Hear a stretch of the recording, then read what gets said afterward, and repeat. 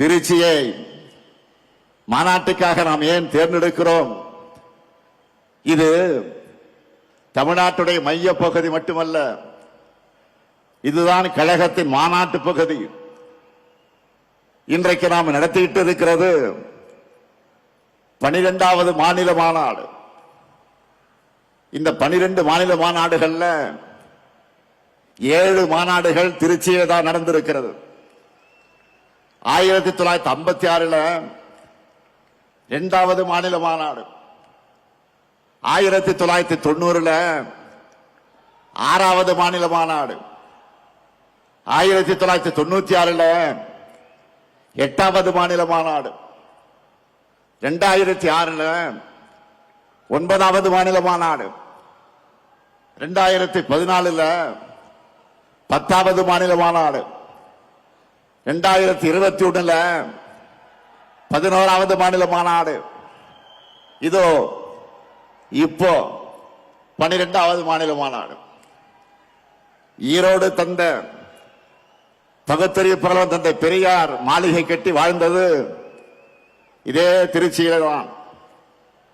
தனித்தனி இயக்கம் நடத்திய போதும் கொள்கையால் ஒருபோதும் பிரியாத தந்தை பெரியாரும் பேரறிஞர் அண்ணாவும் வெவ்வேறு வழக்குகளில் ஒரே சிறையில் இருந்தது இதே திருச்சியிலே தான். ரயில்வே சந்திப்பின் ஒரு முனையில் தந்தை பெரியாரும் மறுமுனையில் முத்தமிழக தலைவர் கலைஞரும் இந்திய எழுத்து அழிப்பு போராட்டத்தை நடத்தினதும் இதே திருச்சியில தான்.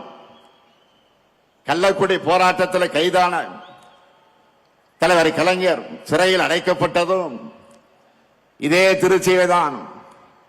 அப்போ 1953 கை குழந்தையாக இருந்த என்னை என்னுடைய அன்னையார் தயாளம்மையார் அவர்கள் கொண்டு வந்து தலைவர் கலைஞர்கிட்ட காட்டினதும் இதே திருச்சியில் இருக்கக்கூடிய சிறையிலே தான். இது மட்டுமா, தலைவர் கலைஞர் அவர்கள் முதல்ல சட்டமன்றத்திற்கு தேர்ந்தெடுத்து அனுப்பிய குளித்தலை தொகுதி இருந்ததும் இதே திருச்சியிலே தான். அடுத்து பேரறிஞர் அண்ணாவுடைய மறைவுக்கு பின்னால் தலைவர் கலைஞர் அவர்கள் நமக்கு 50 முழக்கங்களை தந்ததும் இதே திருச்சியிலே தான். அதனாலதான் சொல்றேன், திருச்சி என்றாலே திருப்பம், திருச்சி என்றாலே எழுச்சி, திருச்சி என்றாலே உணர்ச்சி, திருச்சி என்றாலே மகத்தான வெற்றி. அப்படிப்பட்ட திருச்சியில இன்றைக்கு ஒரு மாபெரும் வரலாற்று கடமையை நிறைவேற்றத்தான் நாம் கூடியிருக்கிறோம். 1956 இதே திருச்சி மாநாட்டில் தான் லட்சக்கணக்கான தொண்டர்கள் வாக்களிக்க கழகம் தேர்தலில் போட்டியிட வேண்டும் என்ற முடிவை பேரறிஞர் அண்ணா அவர்கள் எடுத்தார்கள். அது நடந்து 70 ஆண்டுகள் ஆகியிருக்கிறது. இந்த தருணத்தில் தந்தை பெரியாரால் கொள்கை உரம் பெற்று பேரறிஞர் அண்ணா அவர்களால் பக்குவப்படுத்தப்பட்டு தமிழக தலைவர் கலைஞர் அவர்களால் வழிநடத்தப்பட்ட நாம தான் தமிழ்நாட்டை தொடர்ந்து ஆள வேண்டும் என்ற உறுதியை இந்த மாநாட்டில் எடுத்துக்கொள்ள வேண்டும். இந்தியாவிலேயே முதல் மாநில கட்சியா நம்முடைய கழகத்தை ஆட்சியில் அமர்த்தினார் பேரறிஞர் பெருந்தகை அறிஞர் அண்ணா அவர்கள். அவரது வழியில 5 முறை தமிழ்நாட்டை ஆட்சி செய்தார் நம்முடைய உயர்நீக தலைவர் கலைஞர் அவர்கள். ஒரு நீண்ட இடைவெளிக்கு பிறகு 10 ஆண்டுகள் கழித்து உங்களின் ஒருவரான என்னுடைய தலைமையில 6வது முறையாக ஆட்சிக்கு வந்தோம். இப்போ 7வது முறை மட்டுமல்ல, இனி என்னாலும் கழகம்தான் தமிழ்நாட்டை ஆளணும் என்ற சூழ்நிலைக்குத்தான் இங்கே கூடியிருக்கிறோம். இதுதான் நம்முடைய கடமை, அனைவருடைய பெருங்கடமை.